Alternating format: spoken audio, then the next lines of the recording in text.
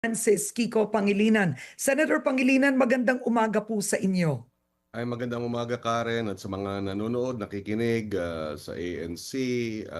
Good morning, gandang umaga. All right, simulan na po natin. Oh. You've seen part 1, 2, and 3, I'm assuming, of Zaldico's testimony from wherever he is right now in the world.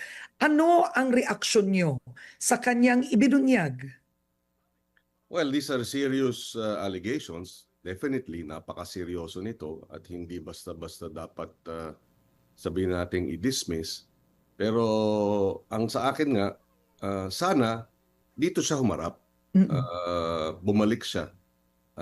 Tulad nung halimbawang pinakita ni Yusek Bernardo na humarap sa ating Department of Justice, humarap sa Senate hearing, humarap sa ICI. Sana ganun din ang gawin ni Ginoong Saldi ko para tumuloy na yung proseso ng pag-iimbestiga. Siguro idadagdag ko rin na kaya yung ating Independent People's Commission na bill na sponsor na natin at after the budget debates next week, tapos na, we hope to tackle this and pass it before the end of the year para mabigyan ng dagdag na kapangyarihan yung nag-iimbestiga dito sa flood control at mapabilis ang pagsasampa ng mga kaso. How different would the Independent People's Commission be from the ICI? Well, right now, halimbawa, no, and this was in the hearings, kung ang inaakusahan na ang Pangulo, no, at ang magbibigay ng witness protection program yung Department of Justice na appointee ng Pangulo, syempre doon pa lang may concern na sa independence, syempre, no? And we experienced this in the past. In fact, I filed a bill before na bigyan ng witness protection program ang Kongreso, ang Senado. Dahil noon, ang mga nagpaparatang, halimbawa sa ZTE, NBN, etc., mga matataas na opisyal din ng Executive Department.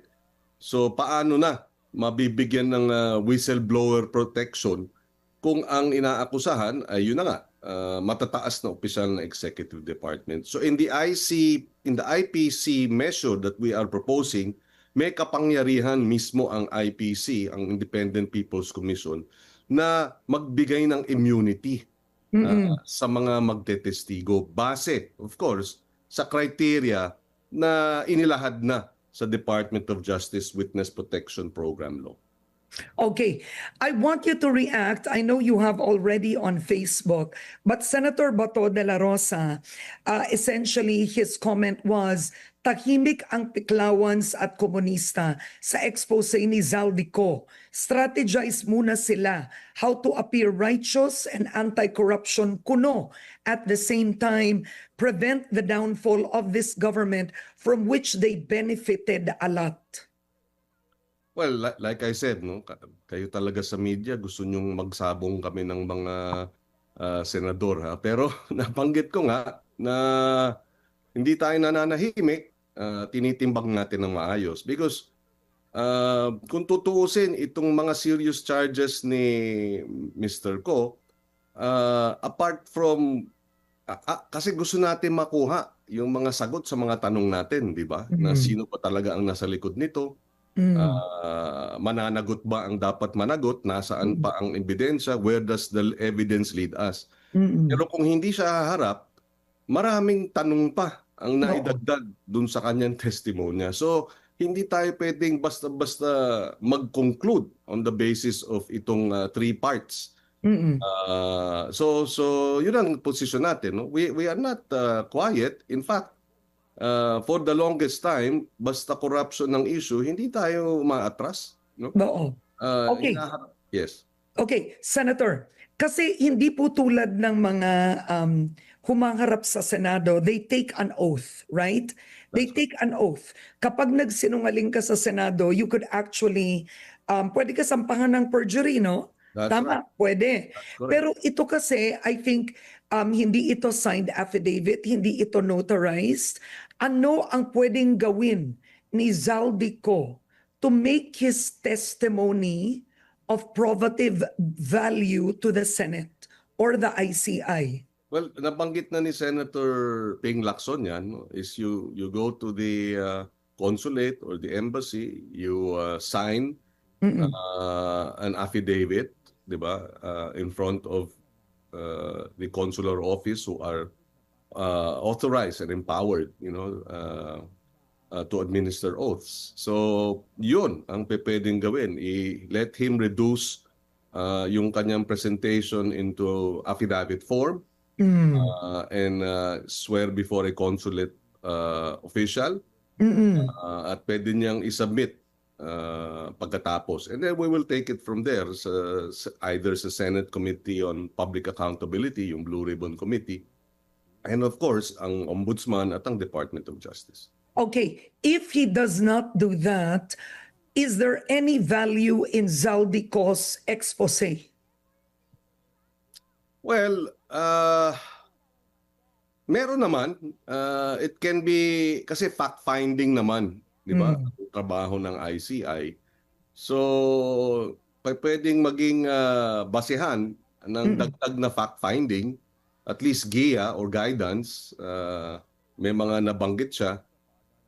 In fact, may mga nagpa-fact-finding na social media, nakita yung conduction sticker ng mga sasakyan, meron namang nagsabi bakit ganun ang mga petsa, etc. So nag-umpisa na yung fact-finding. So I guess the ICI, the Blue Ribbon Committee can,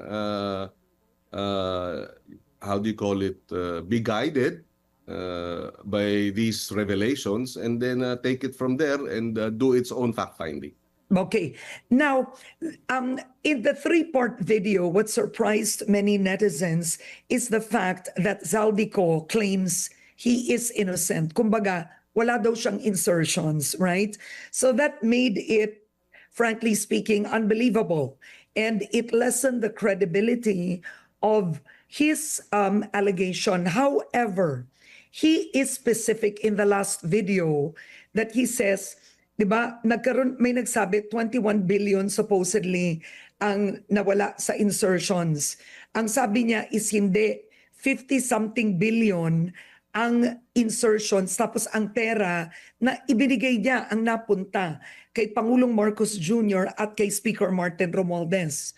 What do you make of that and him submitting the alleged projects? Kasi ang dami nagsabi, kung bakit papatawag pa kay Secretary Pangandaman, pwede naman i-insert sa NEP, right? But what he did was he submitted the projects. And he said, Senator Ping Lacson, bago ka magkomento, tignan mo muna to. Well, dapat tingnan yun.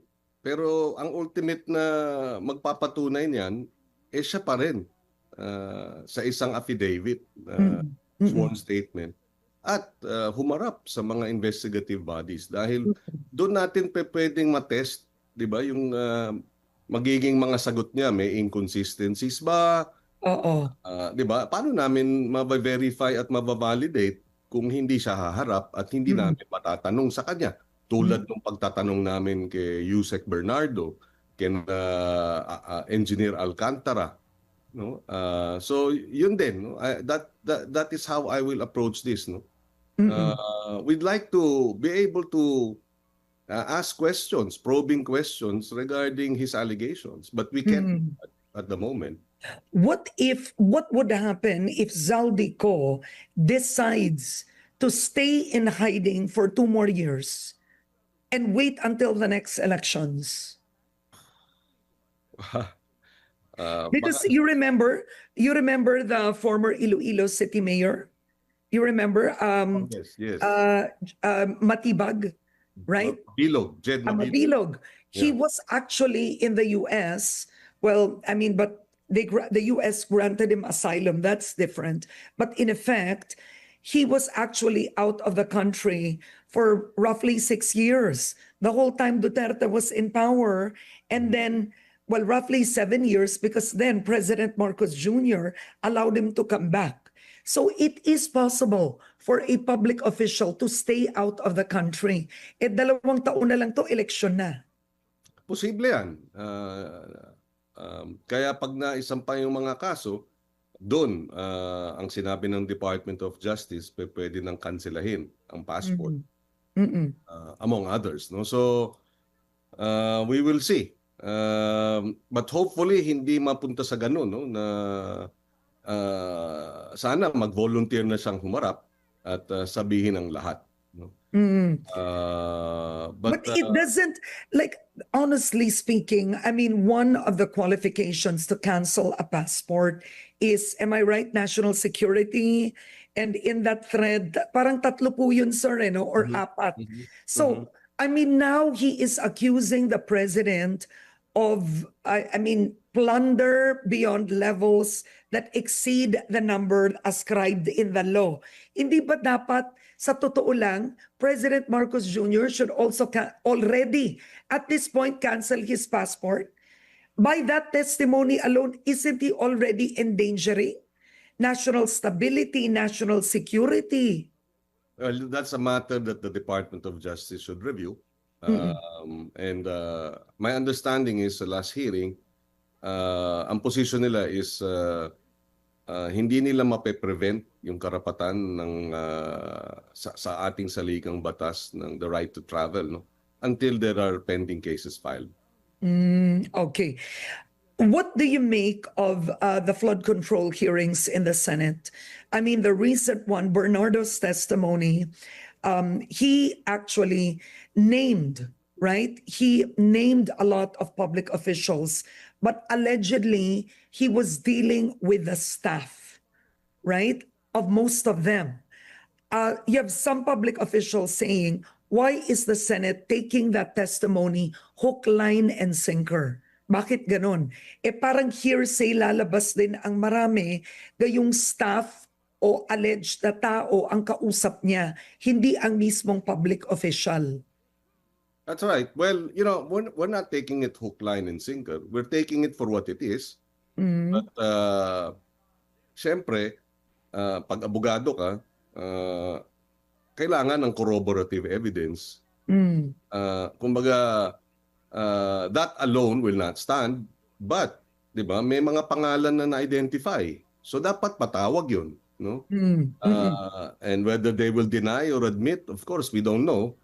But at least may mga other names that have been identified, have been pinpointed, and we can, if it's not for the Senate, because tayo naman in aid of legislation, it's already guidance for the Department of Justice, the ICI, as well as the Ombudsman, no, na oo, hindi pinangalan ng direkta, walang face-to-face na pag-uusap kumpara sa iba, di ba?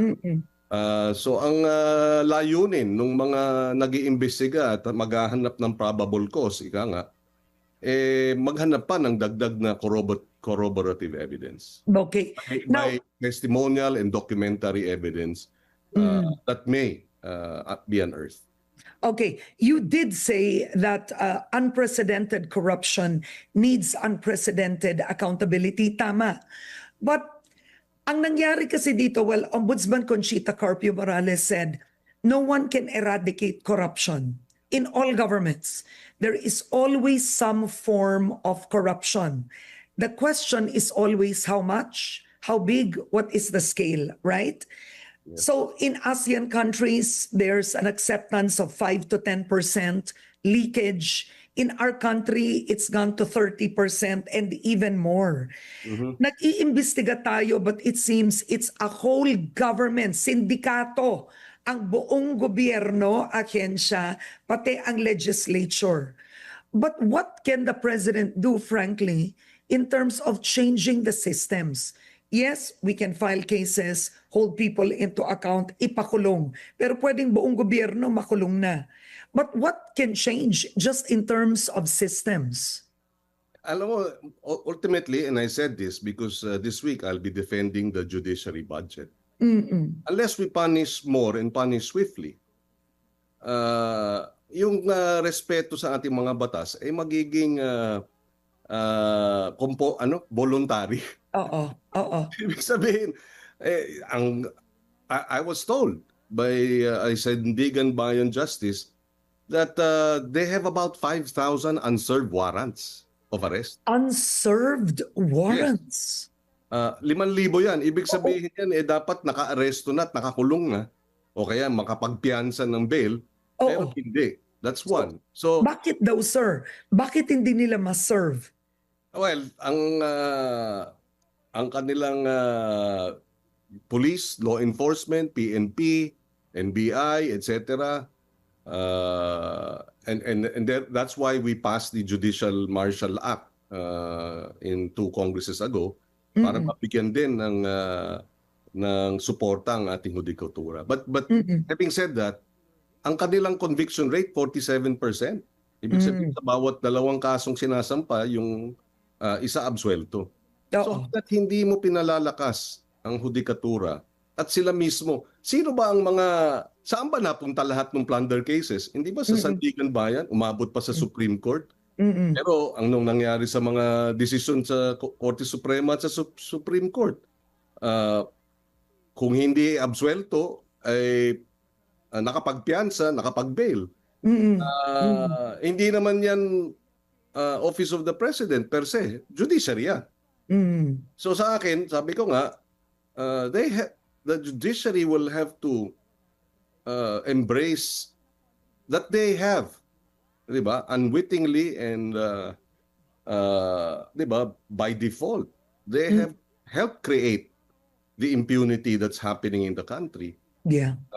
And therefore should take stock. And in fairness to a number of justices that I have spoken to, because I sit in the JBC and I sit in the SET, they too are concerned. Diba? Mga tao din yan, ang mga huwes.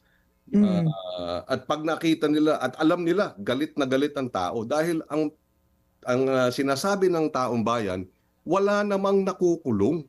Oo. Wala namang nasistensahan at napaparusahan. Ang napaparusahan lang yung maliliit.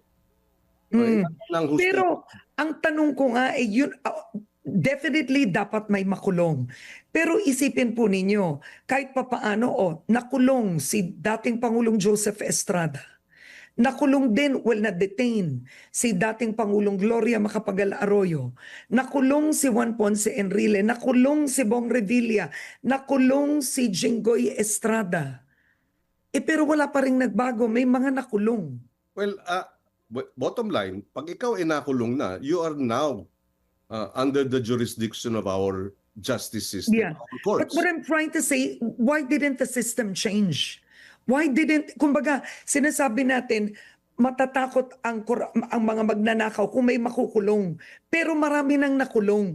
I mean, the way Joseph Estrada was shamed nung nakulong siya. And yet, here we are again. So what is wrong with us? Hindi naman natatakot, sir. Again, that's why ultimately, nung ako hinihearing ko yung budget ng judiciary, sabi ko, while I'm hearing this budget of the judiciary, sabi ko, hinihearing yung flood control ng Blue Ribbon. Pero sinabi ko doon sa mga huwes. But ultimately, when all of that dies down, dito sa hudikatura, dadalhin lahat yun. Anong gagawin ninyo? Mag-aabsuelto na naman ba kayo? Papabayaan na naman at patatagalin? You know, there are cases, corruption cases in the Sandigan Bayan na 40 years na hindi pa nadidismiss, hindi pa nare-resolba o hindi pa na-convict. Yung 40 years. Well, having said that, we are filing a judiciary congressional commission. Congressional commission on the state of the Philippine justice system. Parang EDCOM 2. You know, the education crisis precipitated or ushered in yung EDCOM 2 so that the Congress will review and find out where are the gaps. We are already going to file a judiciary and justice system congressional commission to identify the gaps. Right now, I believe we don't have enough courts to be able to fast track itong paglilitis. Nababagalan tayo. Ang average case life ata ngayon is about 4 years. That's too long. And that's in the first level, ha? Yeah. So we have to take stock of this. And that's one step that the legislative branch can do. As chairman of the Senate Committee on Justice and Human Rights, we will sponsor that measure so that we have a congressional commission on the state of the justice system in the Philippines. We are Okay. not punishing enough, and we're not punishing swiftly. And that is one major reason why impunity continues to plague us. Okay, balikan natin si For Zaldi example lang, just to, Okay. you know, the Independent Commission Against Corruption, a Hong Kong group, Oo. it was created in the late 60s, early 70s. Before that, grabe ang image at reputasyon ng Hong Kong police noon, puro corrupt. But today, Japan, for example, has a conviction rate of 90% sa criminal cases. If I'm not mistaken, and I recall correctly, Hong Kong is about 80+% conviction rate. Tayo, 47%. So these are what we have to do. Yeah. No? To punish more and to punish swiftly. Para matakot ang tao. Ngayon kasi, di ba, wala naman nakukulong eh. And nakakalungkot. Pero dapat talaga yan ang pupuntiryahin din natin dito. Okay. Balikan po natin si Zaldico. Si Zaldico ay naka-blue notice ngayon. Okay? So, halimbawa, nasampahan na siya ng kaso. Kahit anong kaso masampa, is that enough to cancel his passport?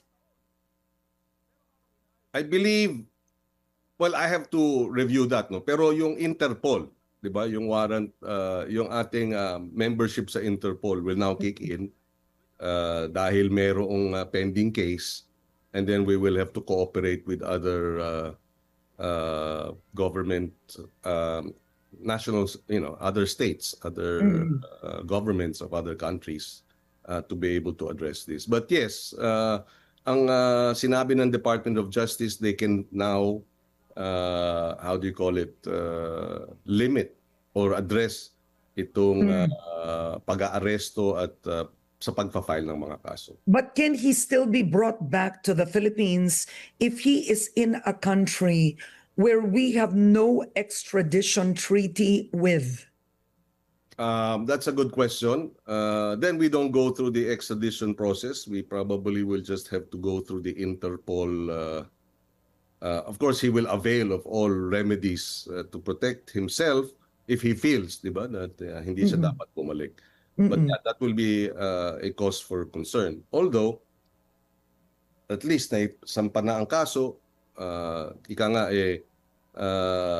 government has to continue to pursue, di ba, accountability. Okay. Now, ipinakita ni Zaldico yung mga maleta na allegedly at may petsa ang mga maleta, merong magkano lahat yon.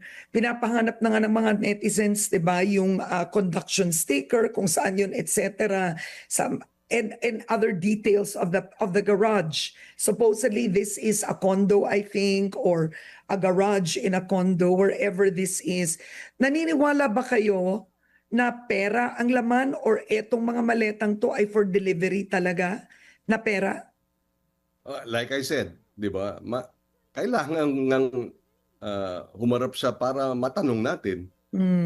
Kasi kung picture lang, di ba, madaling gumawa ng mga picture. Baka nga, ang tanong dyan, yan ba, yun ba talaga ang pera na sinasabi niyang nasa loob?